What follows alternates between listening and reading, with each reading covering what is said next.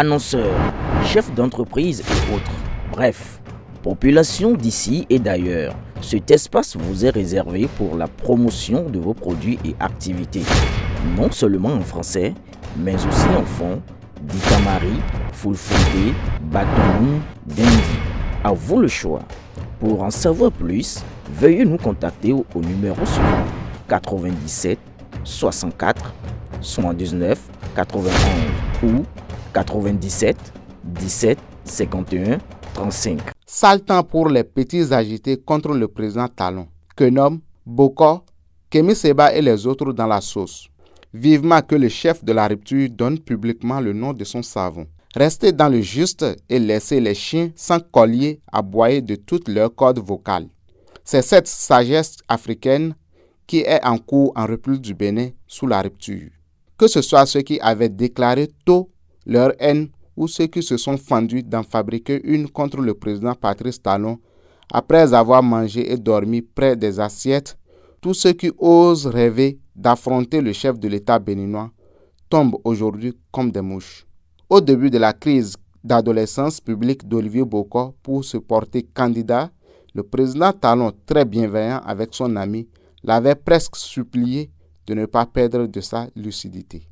Le fauteuil présidentiel béninois n'est pas un gâteau familial ou un beefsteak entre amis pour que lui, le président, libère le pouvoir au profit de son ami et bras droit. Une sagesse trop compliquée à la compréhension de Séverin Keunom, Olivier Bokor et des autres qui ont mangé à la table depuis l'avènement de la rupture et qui désirent emporter les assiettes et la table. Ils décidèrent de faire coalition pour obtenir du président de la République, de gré ou de force, qu'il les adoube au Graal. Mais le maître de la rupture, tout en gardant ouvert le portail de l'amitié et de la fraternité, est resté intransigeant sur la question de l'éthique dans la gouvernance. Cela a été son crime. Il faut le dégager de force du palais présidentiel. Mais comme c'est Dieu même qui fait le combat du juste, ils mordent tous la poussière. La suite, tout le monde la connaît. L'ancien ministre Séverin Keunom, qui a pensé la criette dont il sait vendre la vertu, refuse aujourd'hui de répondre à une simple convocation. Il a préféré demander tranquillement l'asile en France, rejoignant sans vergogne les autres qu'il critiquait. Olivier Bokor, lui, est bien gardé. Tous les plans d'évasion au laboratoire sont déjà pris au sérieux par les stratèges en la matière. Du côté de Kémi Séba, ce fut du tac au tac.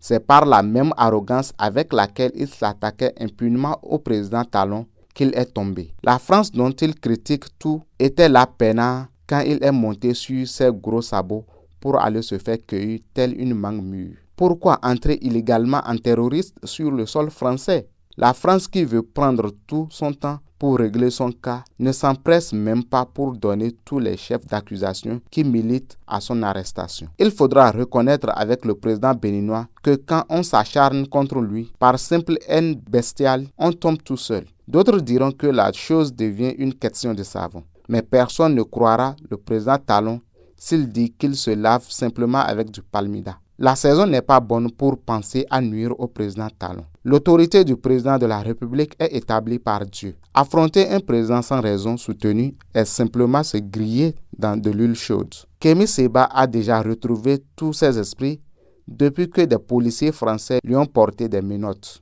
Aboubakar Takou.